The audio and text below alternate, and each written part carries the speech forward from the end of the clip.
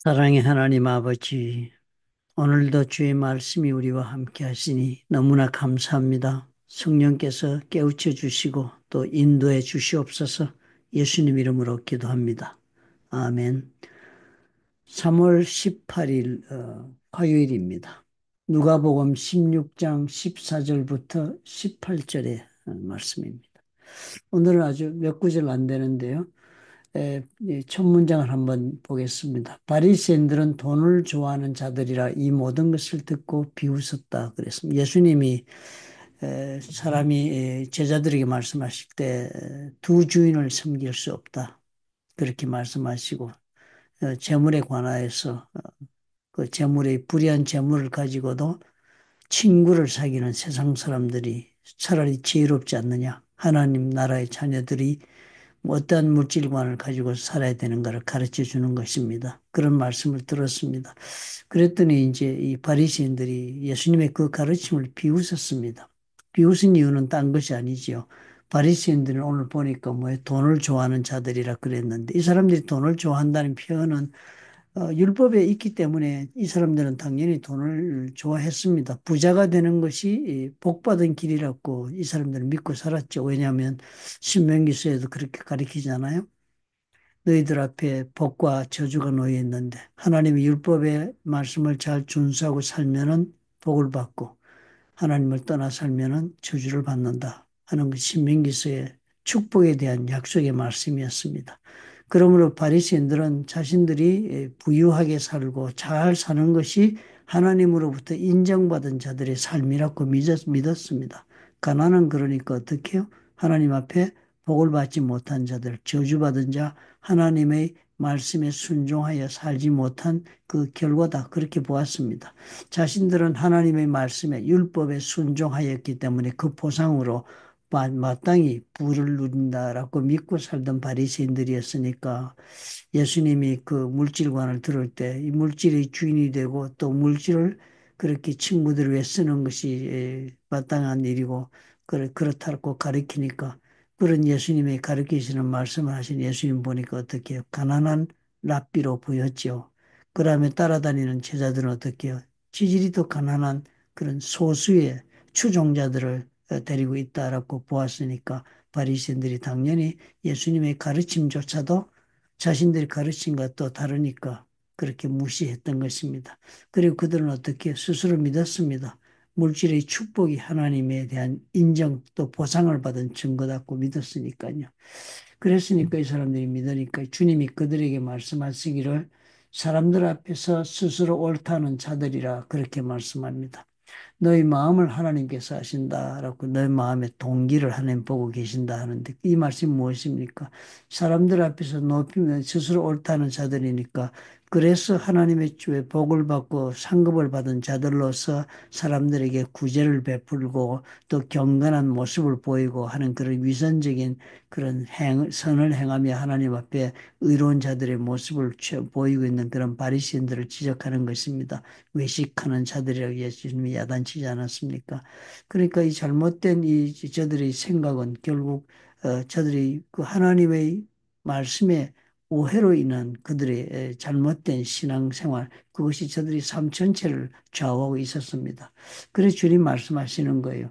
너들이 그 마음의 중심에 하나님의 중심을 보고 계신데 그 위선을 아신다는 것이 하나님은 그러므로 너희들이 지금 사람 중에 높임을 받는 것 그것이 하나님 앞에서는 오히려 미움의 대상이 된다. 하나님 아주 혐오하는 일들이다라고 주님이 지적하셨습니다. 그러니까 그렇게 하고 나서 이제 한 예수님께서 놀라운 이 가르침을 저들에게 주었습니다. 율법과 선지자는 요한의 때까지다. 그래서 세례 요한을 얘기합니다. 세례 요한 때로부터 해서 예수님이 오시고 하나님의 나라가 임하였다 하는 천국 메시지를 전하시면서 그 예수 그리스도 안에서 하나님이 왕이 되어 다스리시는 그런 하나님 나라가 시작되지 않았습니까? 그러니까 예수님께서 그 얘기를 합니다. 그런 세대가 지금 달라진 것입니다. 구약의 세대, 구약에서 하나님이 보여주던 계시의 시대는 이제 이 세례 요한으로 끝이 나고 이제는 예수께서 이 땅에 오신 신약 시대의 새로운 세대가 지금 이루어진 것입니다. 그런 새로운 세대는 어떻게 해요? 사람들이 저마다 침입하려고 애를 쓴다. 막 힘을 다해서 그 새로운 세대, 즉 하나님의 나라로 들여오려고 그렇게 노력하는 시대가 지금 열렸다는 것입니다. 마음의 주님을 말씀을 따라서 결단하고 회개하고 돌아서서 천국을 사모하고 천국을 찾아 들어온 사람들로 그런 세대가 열렸다.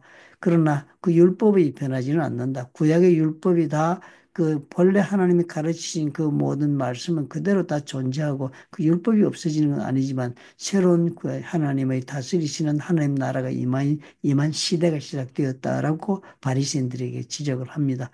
그러면서 이제 오늘 끝에 보니까 오늘 그 구절에 보면 간음은 하는 얘기, 그 아내를 버리고 다른 데 장가드는 자 간음입니다. 그리고 또 무릇 버림남 여자에게 장가드는 자 간음합니다라는 엉뚱한 이런 구절이 붙어 있는 것 같습니다. 그런데 이 말씀은 앞 구절과 연결해서 이해하면 쉽게 이해가 되겠습니다. 예수님이 뭐라고 그랬습니까? 새로운 지금 시대가 열렸다고 그랬습니다. 새로운 지금 하나님이 다시 하나님의 나라의 시대가 세례 요한 이후로부터 열렸다. 즉 예수님이 오신 이후로 열렸다. 구약의 그 율법이 그러나 하나도 변한 것은 없다. 도덕률은 그대로도 지금 앞으로도 계속적으로 적용된다. 하나님의 율법은 한 점도 떨어지지 않고 이 하나님의 그 율법은 유효하다는 것을 예수님이 이 간음의 얘기를 하면서 설명하신 것입니다. 중요한 것은 무엇입니까? 우리 주님께서 지금 말씀하시는 것이 새로운 하나님이 다스리신 하나님의 나라의 시대가 열렸다고요. 우리는 지금 그러니까 어떤 시대를 삽니까? 그런 시대를 삽니다. 그런데도 불구하고 여전히 우리는 바리새인들처럼 구약을 잘못 오해한 축복관을 가지고 우리가 신앙생활하고 있지는 않은가? 우리 자신을 돌아봐야 하겠습니다. 하나님께서 축복하신 자가 장수도 하고 세상의 복도 누리고 그리고 또 물질의 축복도 누리고 이런 것이라고 우리가 하나님의 말씀을 따라 잘 순종한 그 결과의 상급은 이 땅에서의 행복이라고 그렇게 생각하는 그런 잘못된 그런 구약적 사고의 방식에서 우리가 벗어나야겠습니다. 구약을 제대로 이해하면 그것이 바로 무엇이에요? 하나님을 정말 하나님을 나의 하나님으로 모신 자의 삶을 살도록 하기 위해서 하나님께서 우리에게 그런 동기를 부여하기 위해서 축복의 조건을 주신 것이 축복의 목적은 아닌 것입니다. 하나님 우리를 축복하시죠. 그러나 우리의 목적은 그 축복이 아니라 우리 삶의 목적은 하나님 나라의 자녀된 삶을 사는 자가 되는 것이 우리의 목적이 되어야 하는데 우리가 예수를 믿으면서 여전히 바리새인들처럼 하나님으로부터 믿음에 대한 보상을 이 세상의 축복으로 우리가 기대하고 사는 그런 경우가 많은 것을 우리가 자신 속에서 발견하지 않습니까? 이 세상의 축복은 다 무엇이라고 어제 말씀에서 우리가 배웠습니까? 이 세상의 모든 축복, 우리가 원하는 그런 풍성한 삶에 대한 모든 것들은 친구를 얻으라고 하나님 나라의 자녀들로서 사람들을 얻으라고 우리에게 주신 그런 하나님의 그런 영혼을 구원하기 위한 도구가 되는 수단이 되는 그런 것으로 우리에게 축복을 주셨다. 세상에 축복을 주셨다는 것을 알고 그 축복을 하나님이 목적에 맞게 쓰도록 하라 하시는 것이 가르침이었습니다. 오늘 우리가 이 말씀 보면서 우리 자신의 삶을 다시 돌아봅시다. 우리가 세상의 축복에 아직도 연연하지 말고 그런 모든 축복은 오로지 한 목적을 이루는 일에 있어서만 의미가 있다. 아무리 재물이 많아도 구원을 이루는 역사에 쓰임받지 못하면 그 재물은 오히려 우리를 붙잡는 종으로 만드는 그런 위험한 도구가 될 따름이다 하는 것을 깨달읍시다. 세상의 축복을 우리가 사모하고 그것을 또 내심 우리가 부러워하기보다는 하나님께서 영혼을 구원하는 이 일을 통하여 주시는 영적인 기쁨과 또 하나님 나라의 역사가 임하여서 하나님이 직접 다스리시는 그런 삶을 우리가 체험하며 사는 것을 우리의 삶의 목적으로 기쁨으로 하는 우리가 되어야 하겠다 하는 생각이 듭니다. 좋으신 아버지 감사합니다. 이 세상의 축복이 얼마나 우리를 강력하게 붙잡고 또 유혹하는가를 늘 기억하게 도와주옵소서. 바리새인들의 축복관에서 우리가 벗어나지 못한 채로 살아가고 있지는 않은지 우리 자신을 돌아보게 허락해 주옵소서.